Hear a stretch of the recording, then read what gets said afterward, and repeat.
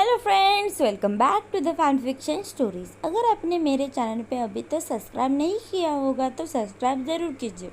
आज के पार्ट में हम देखते हैं इबो स्ट्रेस होता हुआ ही जल्दी से यूनबर्ग हॉस्पिटल पहुंचा था और उसी स्टेट में ही वो वापस भी चला जाता है। इनमें एक ही डिफरेंस था कि वो अपने आप से सवाल पूछने लगा था कि जब भी वो जान को छोड़ के चला जाता था तो वो अलग अलग इमोशन एक्सपीरियंस करता था जिनका कोई कारण भी नहीं बनता था। इबो के भावनाओं में उथल पुथल होने के कारण राइड में चैंगशाओ को इबो से बात करने का कोई जगह ही नहीं थी। जब वो यू रेसिडेंट पहुंच जाते हैं उसे फ्रंट डोर पे पहुंचा कर वो टर्न करता है। चैंगशाओ के फॉर्चुनेटली उसकी मदर इबो को डिनर के लिए इनवाइट करती है और चैंगशाओ के पेरेंट्स से बड़े लंबे टाइम से न मिलने के कारण इबो गिल्टी फील करता हुआ अग्री होता हुआ अंदर चला जाता है। चैंगशाओ की वेट करते हुए इबो अपना फ़ोन निकालता है और जान को मैसेज करता है। जब वो कार में था तो वो बहुत ही अनकंफर्टेबल था इस फैक्ट से कि वो जाने से पहले जान से बात नहीं कर पाया। उसे नहीं पता था कि उन्हें क्या डिस्कस करना चाहिए, लेकिन उसे ऐसा फील हो रहा था कि अगर उसने आज जान से बात नहीं कर पाया तो चीज़ें बहुत डिफ़िकल्ट हो जाएगी। इबो ने मैसेज किया था चैंगशाओ की केयर करने के लिए थैंक यू। जान लिखता है ये मेरे जॉब का पार्ट है। इबो लिखता है मैं जानता हूँ कि उसने स्पेशली तुम्हारे लिए रिक्वेस्ट की थी जबकि वो तुम्हारा डिपार्टमेंट नहीं था। परेशानी के लिए सॉरी।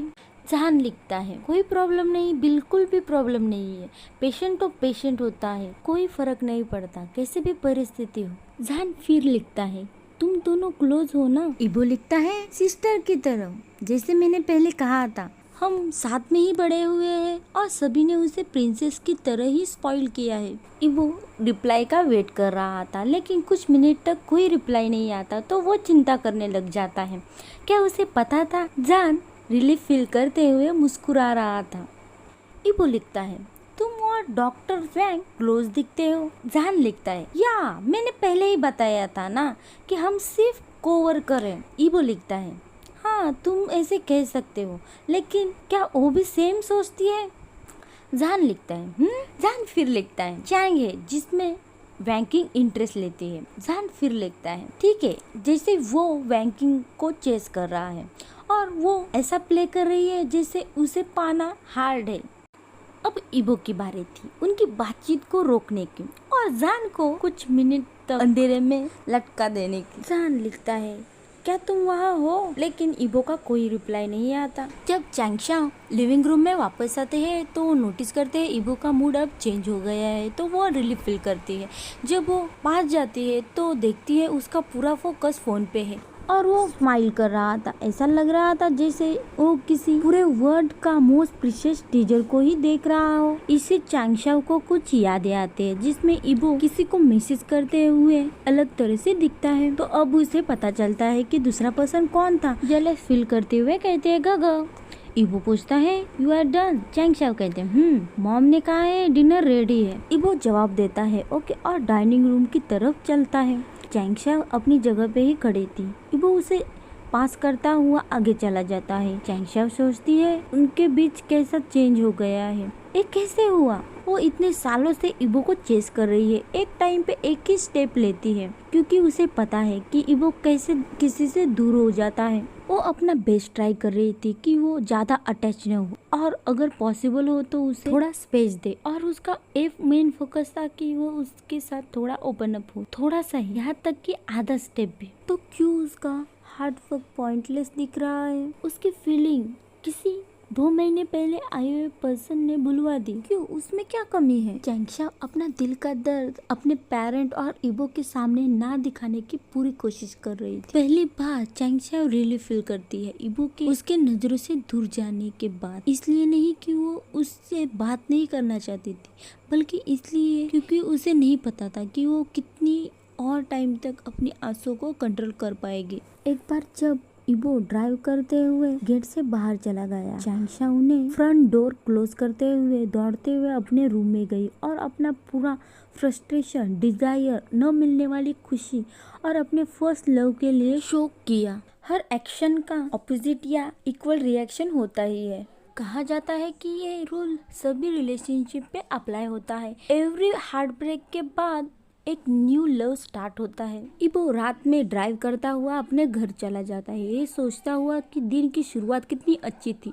उसके बाद वो चिंता करने लगा कि चैंगशाओ जान से मिलने गई है, और जान और वैंकिंग की बातचीत देखकर वो इरिटेट होता हुआ हॉस्पिटल से निकल गया। और आखिर में रात में उनकी बात हुई। ये उसके लिए ब्लेसिंग की तरह ही था। वो जानता था कि जान उसे और चैंगशाओ को लेके जेलस फील कर रहा है। इबो घर पहुंच के जान को एक और मैसेज करता है, गुड नाइट। जब जान को इबो का मैसेज रिसीव हुआ तब वो जिंग रेसिडेंसी में यानली के साथ बैठा हुआ था। जब यानली नोटिस करती है कि जान स्माइल कर रहा है तो वो अपने आप को रोक नहीं पाती और विस्पर करते हुए कहती है, वांग इबो। जान मैसेज में इतना फोकस था कि वो भूल गया था कि वो किसके साइड में बैठा है। वो शाय होता हुआ कहता है थोड़ी देर की शांति के बाद वो यानली से सवाल पूछने का डिसाइड करता है और कहता है जी जी।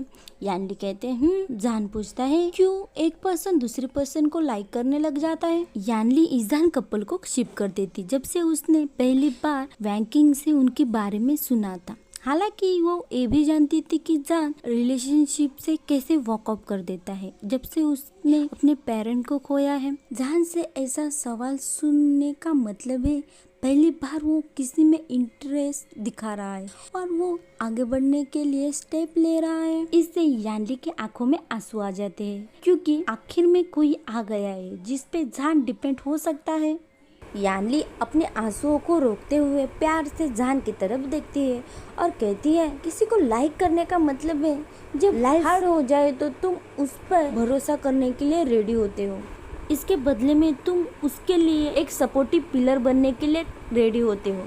जब तुम उसके सामने ना होते भी उसके चेहरे की कल्पना करने लग जाते हो और उसके आवाज सुनने लग जाते हो। इसका मतलब है तुम तुम्हारे लाइफ के मूवमेंट उसके साथ शेयर करना चाहते हो। सबसे इम्पोर्टेंट, तुम उसके साथ बहुत कंफर्टेबल होते हो। जान मजाक करता हुआ कहता है क्या सिली बात है।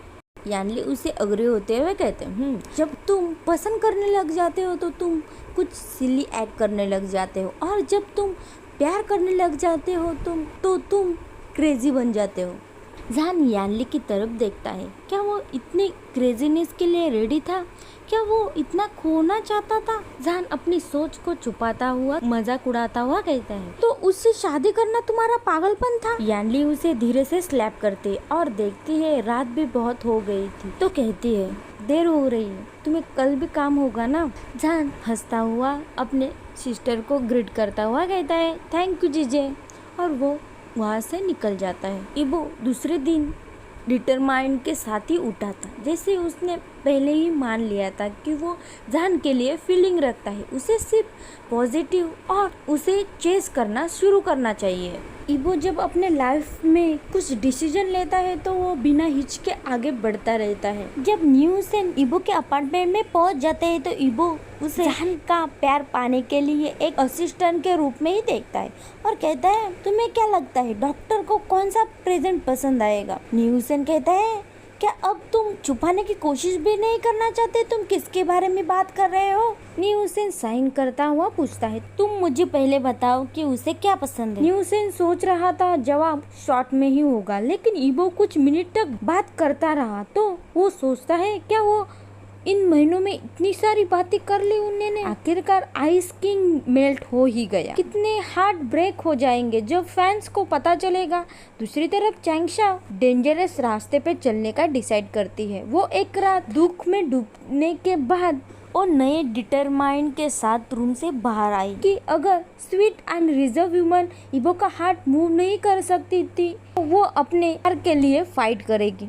के साथ ही वो अपना देखने वाला नजरिया ही चेंज कर देती है और अपने पेरेंट को अपने सपोर्टिव की तरफ अप्रोच करती है। जैसे एल्डर यू और वांग्स बहुत क्लोज कांटेक्ट में है की वजह से ही तब से इबो और चैंगशाओ भी चाइल्डहुड फ्रेंड बन गए थे। ईशाओ कपल के बिगेस्ट सपोर्टिव वही थे तो उनके बारे में बात करते थे कि वो दोनों कब शादी करेंगे। चैंगशाओ बड़ी लंबे टाइम से जानती थी कि वो किसी में भी इंटरेस्टेड नहीं है तो वो मान जाएंगे कि वो दोनों का अच्छा चल रहा है क्योंकि इबो कभी इतना एक्सप्रेसिव नहीं रहा है तो वो ब्रेकफास्ट टेबल पे मैरिज के बारे में बात करने का डिसाइड करती है। वो प्राउडली एक्सप्लेन करती है कि इवो उसके लिए कितना केयरिंग था। जब उसे कल इंजरी हुई थी तो वो जल्दी से उसे देखने के लिए हॉस्पिटल पहुंचा और उसे घर भी ड्रॉप कर दिया। उसके पेरेंट जानते थे कि चैंगशाओ इवो को कितना पसंद करती है। वो भी इवो को बड़े लंबे टाइम से जानते थे। आखिर में मिस्टर यू और मिसेज यू वांग के साथ मैरिज अरेंजमेंट के बारे में डिस्कस करने का कहते हैं तो चैंगशा बहुत खुश हो जाती है कि वो यही न्यूज़ बड़े लंबे टाइम से सुनना चाहती थी। प्यार अक्सर वार्म और कंफर्टेबल पलों के रूप में शुरू होता है जब तक तुम सिर्फ सुंदर दृश्यों को ही देखते हो और कोई इन दृश्यों में इतना खो जाता है कि वो ब्लाइंड हो जाता है और अपने लव की प्योरनेस को ही भूलकर इमेजिनेशन में ही डूब जाते हैं और उन्हें एहसास भी नहीं होता कि वो अंधेरे में डूब रहे हैं और उनकी एक्शन उनके डिजायर से उन्हें और भी दूर लेके जा रहे हैं। दूसरे दिन Mrs Wang and Mrs Yu एक कैफे में टी एंजॉय कर रही थी जो वो मंथली बेसिस पे करते थे। कहा जा सकता है कि वो इन लॉज की तरह एक दूसरे को ट्रीट करते थे। वो हाईली होप करते थे कि ईशाओ कपल एक दिन शादी करेंगे। उन दोनों का एक टी पीते हुए कॉमन टॉपिक होता था बातचीत करने के लिए। लेकिन आज मिसेज यू का एक मिशन था क्योंकि उन्होंने चैंगशाओ से इस टॉपिक पे डिस्कस किया था। उन्होंने डिसाइड किया था कि वो मिसेज वांग के साथ इस बारे में बात करेंगे। मिसेज यू कहती है कल इबो घर आया था। मिसेज वांग कहती है मेरे चाइल्ड की क्या टाइमिंग है। उसे आखिरकार तुम्हें और मिस्टर यू को रिस्पेक्ट देने का टाइम मिला है। मिसेज यू कहती है कल चैंगशाओ को फिल्मिंग करते हुए उसके एंकल पे मोच आई थी तो इबो उसे घर लेके आया था। मिसेज वांग कहती है ओ ये दोनों मेरा सन कोल्ड है लेकिन वो स्वीट भी है स्पेशली चैंगशाओ के साथ। मिसेज यू कहती है वो अब मैरिज के एज तक पहुंच चुके हैं। अब उनकी करियर भी स्टेबल है। मुझे लगता है हमें प्लानिंग स्टार्ट कर देनी चाहिए। अगर हमने उन पर रख दिया तो मुझे नहीं लगता मैं मरने से पहले मेरे ग्रैंड चाइल्ड देख पाऊंगी। मिसेज वांग कहती है ऐसे मत कहो, तुम अभी भी यंग हो, तुम्हारे पास अभी बहुत टाइम है तुम्हारे ग्रैंड चाइल्ड को देखने के लिए। मिसेज यू कहती है हाँ तुम्हें कोई जल्दी नहीं है क्योंकि तुम्हारे पास 2 ग्रैंड चाइल्ड है थैंक्स टू द सिचैन। मिसेज वांग मिसेज यू के जेलेसी पे हंसती है। हाँ वो ग्रेटफुल है कि सिचैन ने उन्हें 2 ग्रैंड चाइल्ड दिए हैं लेकिन ऐसा नहीं है कि वो इबो से एक्सपेक्ट नहीं कर रही है। उन्हें ग्रैंड मदर बनना है तो वो अपने गोल की तरफ पूरी मेहनत करने का डिसाइड करते हैं कि ईशाओ को मैरिज की तरफ पुश करेंगे। वो सोचते हैं इबो और चैंगशाओ वेडिंग प्लान बनाने के लिए बहुत ही बिजी होंगे तो वो डिसाइड करते हैं वो दोनों ही सब कुछ समझ लेंगे और ईशाओ के सामने ऑप्शन देंगे डिसाइड करने के लिए। इस प्लान के साथ वो स्माइल करते हैं कि 2 सालों के अंदर ही बेबी आ जाएगा और वो ग्रैंड मदर बन जाएंगे। दूसरी तरफ जबकि एक प्लॉट अपने एक्शन में था, उनका एजेंडा था शाओजान को चेस करना। न्यूसेन को जान को क्या गिफ्ट देना है इस बारे में सोचने के लिए कुछ दिन लग गए। उसकी आइडिया सुनकर इबो रियलाइज करता है जो उसे पहले से ही पता था कि उसे फोन पे जान के साथ बातचीत करनी चाहिए। पहले उनकी रिलेशनशिप बिल्ड करने के लिए ज्यादातर टाइम उसके साथ स्पेंड करने का डिसाइड करता है। वो रियलाइज करता है कि वो पहले से ही ऐसा ही कर रहा है। वो पहली बार एडमिट करता है कि वो एक फूल है, ऐसा फूल जिसने ऐसे एक्ट करते हुए भी अपने फीलिंग को कभी रियलाइज ही नहीं किया। इबो सोचता है क्या जान भी ऐसा ही है। जब इबो गिफ्ट डिसाइड करता है तो वो जान को मैसेज करता है और स्माइल करता हुआ सोचता है कि जान ये मैसेज रीड करता हुआ कैसा रिएक्ट करेगा। इबो ने मैसेज में लिखा था जान गा मैं तुम्हें कुछ भेज रहा हूँ, तुम डिसाइड करो कि मैं तुम्हारे वर्क प्लेस पे भेजूँ या तुम तुम्हारा एड्रेस भेज सकते हो। जान मैसेज पढ़ता हुआ पहला थॉट उसे ये आता है कि ये लिटिल किड, और वो जब रिप्लाई करने ही वाला था तभी वैनिंग पीछे से आता हुआ कहता है तुम किसे टेक्स्ट कर रहे हो। तो जान अपना फोन लॉक करता हुआ पॉकेट में रखता है। वैनिंग उसे सस्पेक्टली देखता हुआ कहता है तुम क्या छुपा रहे हो। जान कहता है कुछ नहीं, नन ऑफ योर बिजनेस, और वहाँ से चला जाता है। जब शाम में जान लिफ्ट से बाहर निकलकर अपने अपार्टमेंट की तरफ आता है, वो अपार्टमेंट के फ्लोर पे देखता है वहाँ एक बड़ा सा लोटस फ्लावर बुके रखा था। उसके पास कुछ शब्द ही नहीं थे कि क्यों इबो ने उसे गिफ्ट भेजा है। और क्यों फ्लावर, क्यों लोटस फ्लावर? वो बुके उठाता हुआ अपने अपार्टमेंट में चला जाता है। जहान ईबो को टेक्स्ट करने के बजाय सीधा कॉल करने का डिसाइड करता है। वो जानना चाहता था कि ईबो क्या प्लानिंग कर रहा था। वो उस पल में इतना खो गया था। जब कॉल लग जाता है वो उसे ग्रीट करने के बजाय कहता है, क्या तुम मेरा पीछा कर रहे हो? ईबो पूरा दिन जहान का उस बुके पे क्या कमेंट आएगा इसका पेशेंटली वेट कर रहा था। हालांकि वो इसलिए रेडी नहीं था कि वो इतना स्ट्रेट फॉरवर्ड होगा। आफ्टर ऑल जहान अपने आप को अच्छे से संभालता था और ईबो के सामने कभी अपने मैनर्स नहीं खोता था। तो ईबो हंसता हुआ कहता है, क्या ये इतना ऑब्वियस था? थोड़ी देर की शांति के बाद जहान पूछता है, पर लोटस क्यों? ईबो कहता है, रोजेस तो सभी भेजते हैं, तो लोटस ठीक है। तुमने मेरा ख्याल रखा जब मैं इंजर्ड था। न्यूसन के अकॉर्डिंग तुम फर्स्ट हो जिसने इस आइस प्रिंस को मेल्ट किया है। ईबो एम्बेरेस होता हुआ अपनी आवाज धीमी कर लेता है। ईबो आगे कहता है, लोटस का मतलब है रीबर्थ, नई शुरुआत, अपनी बाधाओं को ओवरकम करना। और मन में सोचता है, तुमने मुझे हेल्दी बना दिया और हमारा प्यार हमारी नई शुरुआत होगी। जहान पहले एम्बेरेस था, उसके बाद वो शॉक ही हो गया और आखिर में वो ईबो के शब्दों से जोर से हंसने लगा। ईबो जहान की मेलेडियस हंसी सुनकर ईबो के फेस पे भी स्माइल आती है और कहता है, क्या ये काम कर रहा है? जहान कहता है, थैंक यू मुझ में इंटरेस्ट लेने के लिए, लेकिन मैं इतना ग्रेट नहीं हूँ। ईबो कहता है, मुझे एक चांस दे दो, मुझे तुम्हारा पीछा करने दो, लेट मी चेस यू, उसके बाद तुम देखो तुम कितने ग्रेट हो। जहान का दिल कांपने लगा था। उसे आंखों में जलन हो रही थी, उसे ठीक से दिखाई नहीं दे रहा था। जहान अपनी लाइफ इंडिपेंडेंट जीने की कोशिश कर रहा था कि किसी को परेशान ना करे। इसकी प्राइस उसकी लोनलीनेस थी, क्योंकि उसके लाइफ के स्ट्रेस उस पर दबाव बनाने की कोशिश कर रहे थे। ईबो के शब्दों ने जहान की तरफ की दीवारें तोड़ दी थी। उसे याद आया कि उसकी कड़ी मेहनत इसी के लायक। शायद जेजे भी सही कहती थी कि मुझे किसी पे भरोसा करना सीखना चाहिए। तो जहान विस्पर करता हुआ धीरे से कहता है, ओके। ईबो को याद था कि किसी के दिल तक जाने का रास्ता उसके पेट से होकर जाता है, तो उसके लिए फूड डिलीवरी शुरू करता है। उस कॉफी शॉप से जहाँ वो पहले गया, वहाँ की लैटे टी जहान ने बहुत इंजॉय की थी। उसी कॉफी शॉप से ऑर्डर प्लेस करता है। जब जहान हॉस्पिटल में एंटर करता है तो उसे स्माइल के साथ ग्रीट किया जाता है और काउंटर पर उसके लिए डिजर्ट बॉक्स और ड्रिंक्स रखे थे।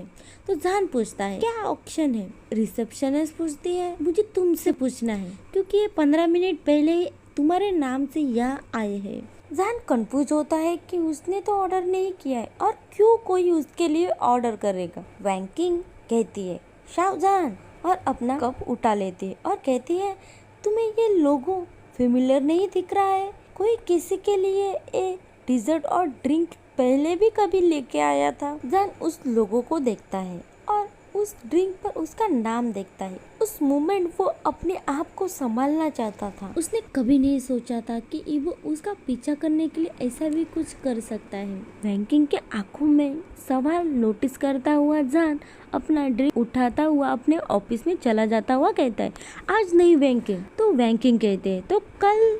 जहान अपने ऑफिस में जाकर ईबो को टेक्स्ट करता हुआ कहता है, क्या तुम्हें रोज करने वाले हो? ईबो लिखता है, अगर तुम्हें पसंद आया तो श्योर। जहान लिखता है, नहीं नहीं। फिर जहान लिखता है, ईबो ये तुम्हें करने की जरूरत नहीं है, एक बार ही बस है। ईबो पूछता है, क्या तुम्हें उनका फूड अब पसंद नहीं है? जहान लिखता है, ऐसा नहीं है, उनकी डिजर्ट और स्पेशली लैटे टी बहुत डिलीशियस है, तुम्हें ऐसे गिफ्ट भेजने की जरूरत नहीं है। जहान लिखता है, एम्बैरेसिंग है, स्पेशली वैंकिंग, वो मुझे अकेला नहीं छोड़ेगी अगर ऐसा ही होता रहा। ईबो लिखता है, क्या वो तुम्हें अकेला नहीं छोड़ती? ईबो फिर लिखता है, बहुत परेशान कर रही है, उसे पता है ना वो फूड मैं भेज रहा हूँ, राइट? जहान ईबो के जवाब देखता हुआ सोचता है, ऐसा क्यों लग रहा है जैसे वो इंट्रोगेट कर रहा है, जैसे वो जेलस है। उसे याद आता है कि ईबो उसे और वैंकिंग को मिसअंडरस्टूड करता है। तो जहान लिखता है, हाँ वो जानती है कि तुमने भेजे हैं, मेरे क्लिनिक पहुंचने से पहले ही फूड पहुंच चुका था, तो पूरा क्लिनिक ही जानता है। वो एक नॉसी फ्रेंड है जो मेरे लव लाइफ में कुछ ज्यादा ही इंटरेस्ट लेती है। ईबो लिखता है, लव लाइफ। जान अपना फोन और अपना फेस डेस्क पर रखता हुआ एम्बेरस होता हुआ अपना चेहरा छुपा लेता है। वो इतना कैसे फूल हो सकता है कि वो ऐसी बात कर रहे, वो उसके खिलाफ इसका यूज कर सकता है। हालांकि ये डिसीजन जान के पक्ष में नहीं था। उसने इबो के साथ क्लियर नहीं किया था कि उसे पसंद आएगा अगर इबो ने उसे चेस करने की स्ट्रैटेजी चेंज करेगा तो। दूसरे दिन दोपहर में जान को ग्रीट करता हुआ वांग इबो अपने हाथों में 2 बड़े फूड के बैग और स्माइल के साथ आया होता है। जान उसे देखता हुआ ग्लिप करता है। इबो स्माइल करता हुआ कहता है, क्योंकि तुम्हें पसंद नहीं कोई और फूड डिलीवरी करे तो मैं खुद लेके आया। इबो कहता है, मेरे पास बच्चों को ग्रुप प्रोजेक्ट के लिए ड्रॉप करने का चार्ज था तो मैंने सोचा हम लंच साथ में कर सकते हैं। जब इबो बच्चों का जिक्र करता है तब जान को दिखाई देते हैं कि आगे 4 बच्चे उसे स्माइल करते हुए देख रहे थे। जिंगी फूड को लेकर एक्साइटेड था और जिंगजैंग ये बिलीव नहीं कर पा रहा था कि ये उसके अंकल है। जिंगलिंग इबो के इंटेंशन समझ नहीं पा रहा था, लेकिन इस मोमेंट वो इसकी केयर भी नहीं कर रहा था। सिजोई यूज करने के लिए एम्बेरस फील कर रहा था और एनिमी साइड खड़ा होने के लिए सॉरी भी फील कर रहा था। वैनिंग एक विसल करता है और वैंकिंग उस पे लीन करती है, ना हंसने के लिए कंट्रोल कर रही थी और पूरे स्टाफ उन 2 हैंडसम मैन की तरफ ही देख रहे थे जो एक दूसरे की आंखों में खो ही गए थे। आज हम यहीं पे हमारा फैन फिक्शन खत्म कर रहे हैं। आपको ये फैन फिक्शन पसंद आया होगा तो लाइक कीजिए, कमेंट कीजिए, सब्सक्राइब नहीं किया होगा तो सब्सक्राइब जरूर कीजिए। Thank you for watching.